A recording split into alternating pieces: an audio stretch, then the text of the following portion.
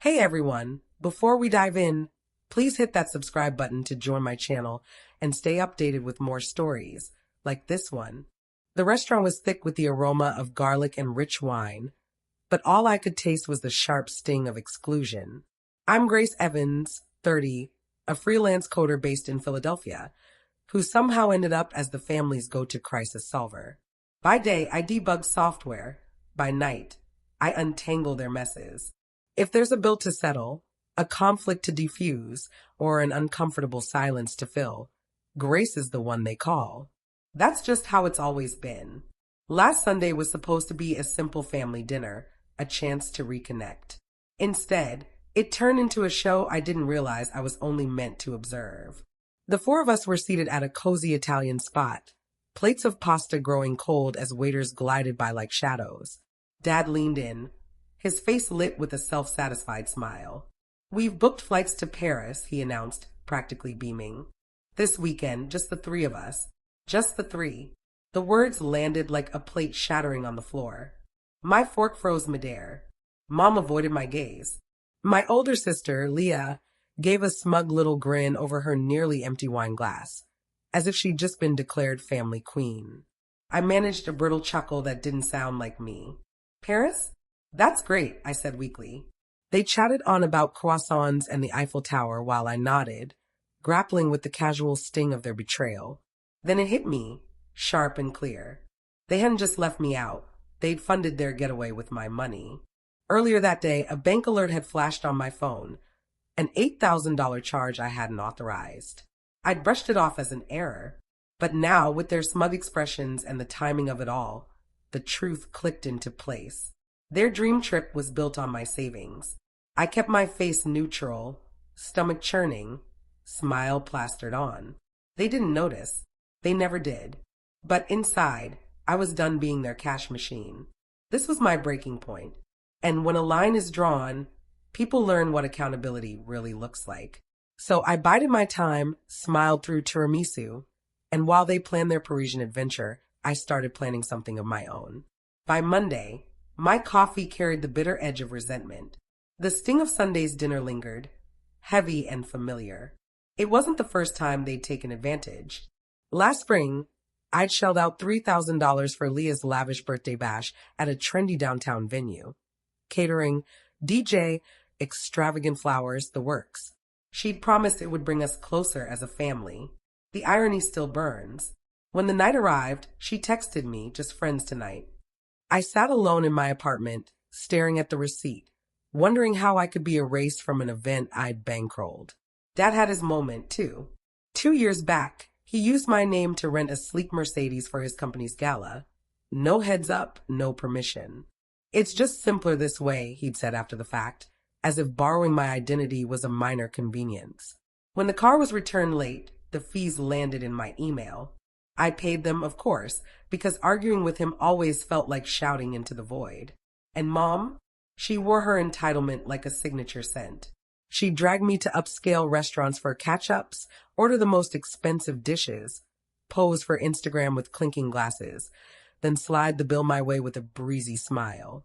"You've got this right, Grace." She never looked as I handed over my card.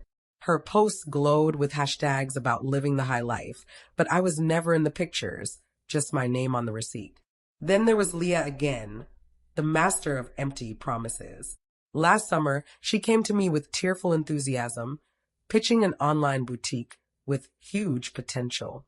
I lent her $2,000, hoping it might earn me a shred of respect. Weeks later, she was posting in designer outfits, tagging brands she couldn't afford. When I asked about repayment, she laughed, actually laughed. "You're so uptight," she said, as if I was the one being unreasonable for wanting my money back. The pattern was stark and brutal. They didn't see me as a sister or daughter. I was their emergency fund, their endless wallet, their fixer.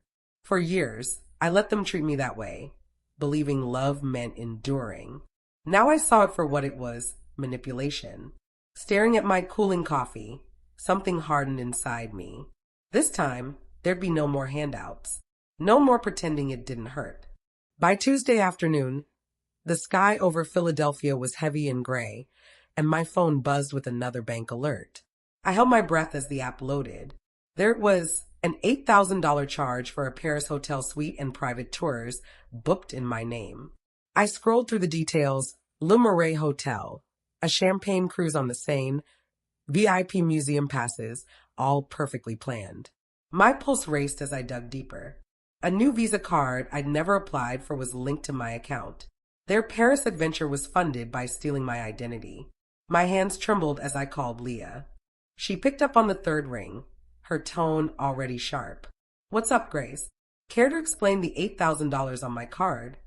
I asked, voice tight but controlled. A pause. Then that flat, careless laugh. "Chill out. You can cover it. You used my name. Opened a card without my consent.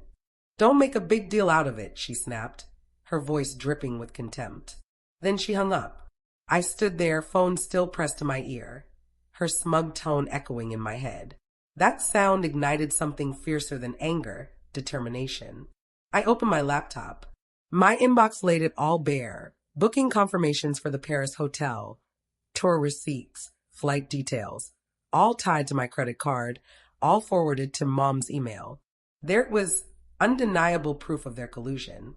Mom's email address stared back like a confession. Dad's name was on the billing details, silent evidence of his role. I could see it. The three of them huddled around a computer, grinning, plotting their perfect family vacation on my dime. While I was grinding through 12-hour coding sessions, they were planning to sip champagne in France. The betrayal crushed my chest until it turned into something sharper, colder. I wasn't just hurt, I was done.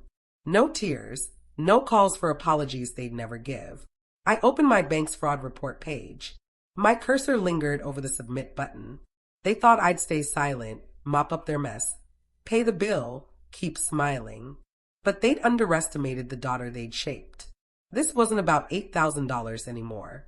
It was about respect, self-worth, and the understanding that silence only enabled them.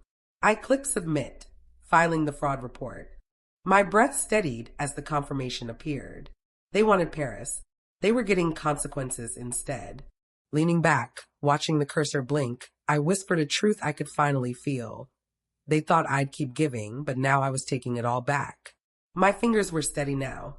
Their freeloading had gone too far, and I was ready to make them face the fallout. Not with money, but with accountability. This was my line in the sand, and I was done letting them cross it. Saturday evening, I tracked their flight on my laptop, my heart calm but resolute. The trackers showed their plane to Paris taking off, carrying Dad, Mom, and Leah to their stolen vacation. I didn't waver. I logged into the booking portal for Le Marais, the luxury hotel they charged $8,000 to my card for, and canceled their 5-night stay with one click. The confirmation flashed, booking canceled. Next, I accessed the tour agency's site, voiding their private Louvre tour and Seine River cruise. Each cancellation felt like shedding a weight, a small act of reclaiming what they'd stolen. I wasn't just derailing their trip. I was breaking their hold over me. I called my bank's fraud department, voice steady, and reported the unauthorized Visa card. "I didn't approve this," I said, outlining the $8,000 charges. The agent guided me through freezing the card, blocking any further transactions. I filed an identity theft report, naming Dad, Mom, and Leah as the perpetrators. The process was simple but surreal. My own family, exposed as thieves. The agent assured me an investigation would follow, and I hung up, knowing their financial lifeline was severed. Next, I cut off the services they'd leached for years. I logged into my router and blocked their devices from my Wi-Fi. Their gadgets were now stranded without my network. Then I removed their profiles from my Netflix, erasing Mom's rom-com queue and Leah's reality TV binges. I hit Spotify, Hulu, and even the cloud storage they'd used, cutting every tie. Each click sent a clear message. My resources were no longer theirs to exploit. I changed every password, bank, email, social media, and enabled two-factor authentication, locking them out for good. They thrived on my trust, but that door was bolted shut now. My laptop glowed with confirmation messages, each one a brick in the wall I was building against their greed. I wasn't just safeguarding my money, I was protecting myself. My phone buzzed, snapping me out of focus. It was Brandon, my boyfriend, texting. "You're doing the right thing, Grace. Stay strong." His words were a lifeline, steadying me. I told him about their betrayal the night before, and he'd listened, his voice calm but firm, urging me to hold my ground. "They don't get to use you anymore," he'd said. His text echoed that strength, and I sent a quick thanks, feeling his support like armor. It was the push I needed to keep going, to not doubt myself. I leaned back, a surge of empowerment rushing through me. For the first time in years, I wasn't the quiet daughter, the bottomless wallet, the one who paid and stayed silent. I was taking control, step by deliberate step. They thought they could jet off to Paris on my dime, laughing at my expense. They were wrong. I'd waited until their plane was airborne, ensuring they'd land in a mess of their own making. This wasn't about revenge. It was about justice, about drawing a line they couldn't cross again. I closed my laptop, my resolve solid as steel, ready for what came next. Sunday morning, my phone lit up with notifications from Paris. The storm had hit. A Facebook alert came first. Leah had posted a venomous rant, branding me selfish and petty for cutting them off. She painted me as the villain, claiming I'd sabotaged their dream trip out of jealousy. Her public post, tagged with my name, was already racking up comments from her friends, piling on with accusations of cruelty. I stared at her lies, the words twisting like a blade, but I didn't reply. Let her shout into the void. She'd exposed herself, not me. Then a voicemail from Mom, her voice trembling with tears. "Grace, please fix the hotel," she begged, describing their humiliation at Le Marais, where the staff turned them away after I canceled the reservation. Her sobs grew louder, each one a calculated tug at my guilt, but I felt nothing. Her tears were real, but her regret was for getting caught, not for stealing from me. Then Dad called, his voice a low snarl.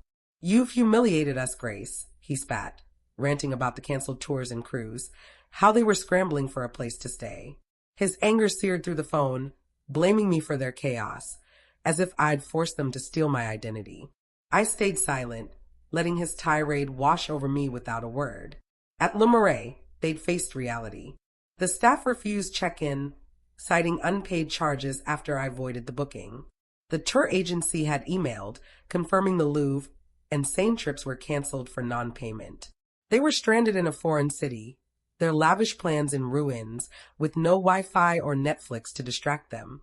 My accounts were locked tight. I pictured them huddled in a cramped Airbnb they'd scrambled to book, their pride shattered, and felt a quiet satisfaction. They'd built their dream on my money, and now they were facing the consequences. I ignored their calls and messages. Mom's desperate voicemail looped in my mind, but I deleted it without responding. Dad's fury didn't shake me. His accusations were just noise. Leah's Facebook post went unanswered. I didn't need to justify myself to her followers. I focused on my boundaries, holding a line they couldn't cross again. My phone stayed silent now. My choice to shut them out a shield I'd never had before. Then texts from relatives started rolling in. My cousin Anna messaged first, confused. "What's going on with Leah's post? Did you really cancel their trip?" And Aunt asked if I was okay, unsure who to believe. Their questions chipped away at Leah's facade. I didn't reply yet, but their doubt fueled my strength. They were starting to see the truth, and I'd make sure it came out when the time was right. Monday night, I set up my phone for a TikTok live stream, hand steady with purpose. My friend Tara was by my side, adjusting the lighting and checking the stream's connection. "This is your moment, Grace," she said, tweaking the phone's angle for a clear feed, her fingers darting over her laptop to ensure a stable stream. I took a deep breath, hit the live button, and faced the camera. It was time to reveal the truth about Dad, Mom, and Leah's credit card fraud. Speaking directly to the viewers, my voice steady but firm, I explained how they'd opened a Visa card in my name, racking up $8,000 for their Paris trip without my permission. I held up my phone, displaying screenshots of bank alerts and booking confirmations, undeniable evidence. "This isn't just about money," I said, eyes fixed on the lens. "It's about trust," and they shattered it. Tara nodded from behind her laptop, signaling the stream was flawless. Comments poured in shock, support, encouragement, fueling my resolve. After the stream, I opened Facebook and posted the same evidence: bank alerts, emails sent to mom's inbox, proof of their unauthorized card. I tagged Dad, Mom, and Leah, letting the world see their actions. I'm done being their ATM. Here's the truth, I wrote. Within minutes, relatives chimed in. Anna commented, Grace, I had no idea. I'm with you. And Uncle added, this is unbelievable. You did the right thing. The support grew, mixed with disbelief and outrage. Leah's response was quick. She deleted her Sunday post calling me selfish, likely realizing her lies couldn't hold up against my evidence. But it was too late. My TikTok stream had spread across platforms, and my Facebook post was gaining traction. Friends and strangers alike shared it, leaving messages of encouragement. The story was spreading fast. My phone buzzed with notifications, a stark contrast to the silence I'd endured for years. I sat back, a wave of validation washing over me. I'd been the silent victim for so long, swallowing their betrayals to keep the peace. Now I was speaking out, and people were listening. The weight of their manipulation lifted, replaced by a strength I'd never known. Anna's support, along with the growing community of strangers, grounded me. I wasn't alone anymore. The truth had freed me from their game. Tara checked the stream analytics. Thousands had watched live, with views climbing as clips spread. Solid setup, she said, giving a quick thumbs up before tweaking the video quality for the save file. Her technical skills were impeccable: stable connection, clear audio, no hiccups. She didn't offer emotional pep talks. That wasn't her style. She was there to ensure my story reached the world, and she nailed it. I nodded, grateful, as I scrolled through the growing support online, ready for what came next. Days later, my doorbell rang in Philadelphia, sharp and demanding. I opened it to find Mom, tears streaking her face. Grace, you've torn this family apart, she choked out, clutching her purse like a shield. She accused my social media posts of ruining their reputation, calling my truth lies. Her sobs grew louder, a performance meant to pull me back into their web. But I stood firm, arms crossed, silent. Dad stepped forward, eyes burning with anger. You betrayed us, he growled, demanding I restore their access to Wi-Fi, Netflix, and the services I'd cut off as if I owed them my resources. You've gone too far, he said, pointing at me like I was the thief. His words carried the same entitlement I'd heard my whole life, but they no longer held power. I wasn't their compliant daughter anymore. My phone buzzed. Leah calling from elsewhere. I put her on speaker, letting her venom fill the air. You're just jealous, Grace, she spat. You ruined our dream trip because you can't stand us having something nice. She ranted about Paris, how my cancellations left them humiliated, as if their theft was my fault. Her words stung, but they didn't break me. I'd heard her excuses too many times to believe them. Taking a deep breath, I looked Mom in the eyes. I'm done being your bank, I said, voice steady. You stole from me, and you expect me to keep paying? No more. I stepped back, hand on the door. We're done. I closed it firmly, cutting off Mom's protests and Dad's glare. Leah's voice was still ranting, but I ended the call with a tap, silencing her at last. Their manipulation fell apart in that moment. Mom's tears, Dad's accusations, Leah's venom. They tried every trick to guilt me back into submission, but I was unshakable. Leaning against the door, a rush of freedom surged through me.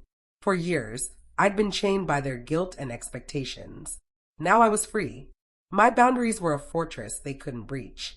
The weight of their demands lifted, leaving me lighter than ever. Later that night, a text from my neighbor, Mrs. Carter, pinged my phone. Heard the commotion. You did the right thing, Grace. They don't get to treat you like that. Her simple, sincere words bolstered me. Even a near stranger saw what my family refused to acknowledge. I replied with a quick thank you, my heart steady, knowing I'd held my ground and the world was starting to see the truth. 3 months later, I strolled along the Philadelphia riverfront, the breeze cool against my skin. For the first time in years, I was truly free. No calls, texts, or demands from Dad, Mom, or Leah. I'd block their numbers and emails, pouring my energy into my career. My work as a graphic designer was flourishing. I'd landed a major client, a local startup, and spent my days crafting vibrant logos instead of bailing out my family. My apartment, once their mooching hub, was now my haven, filled with my own touches. New plants, a cozy reading nook, no trace of their chaos. Leah faced the consequences of her actions. Word spread through mutual contacts that her loan applications for a car and apartment were rejected, her credit score ruined by the fraud she'd helped orchestrate. She tried to play the victim online, but my shared truth exposed her. Her reputation, built on flashy posts and borrowed luxury, collapsed under her own lies. I didn't gloat, I didn't need to. Her consequences were her own, a direct result of her greed. Dad and Mom took a harder hit. They sold their sprawling suburban house, a status symbol they'd flaunted for years, to settle debts tied to the unauthorized credit card. The sale was quick, forced by mounting bills, and they moved into a modest rental across town. Their social circle, once dazzled by their parties and trips, shrank as whispers of their financial mess spread. Their pride, eroded by their own choices, was gone. I heard this through a distant cousin, but felt no urge to reconnect. Just quiet relief that their world no longer dragged me down. I poured my energy into a new project, a blog about setting boundaries. I wrote about my journey from being the family's ATM to standing up for myself, sharing tips on protecting your peace. The response was overwhelming. Readers nationwide commented, sharing their own stories of toxic family dynamics. One wrote, "Your story gave me courage to say no." Another said, "I'm learning boundaries because of you." Their words built a community, a network of strangers who felt like allies, validating my choice to prioritize myself. The biggest lesson was clear. Family love doesn't mean endless sacrifice. I thought giving everything, money, time, trust, proved I cared. Their betrayal taught me that love without respect is just control. Setting boundaries wasn't selfish, it was survival. Those lines I drew, cutting contact, exposing their fraud, closing the door, protected my heart and future. I wasn't just free from them. I was free to be myself, unapologetically. Thank you for hearing my story. It's been a long journey from that painful dinner to this moment by the river, but sharing it has made me stronger. I'd love to hear your thoughts. Have you ever had to set boundaries with family? Drop a comment below, and let's keep this conversation going. Your support means everything.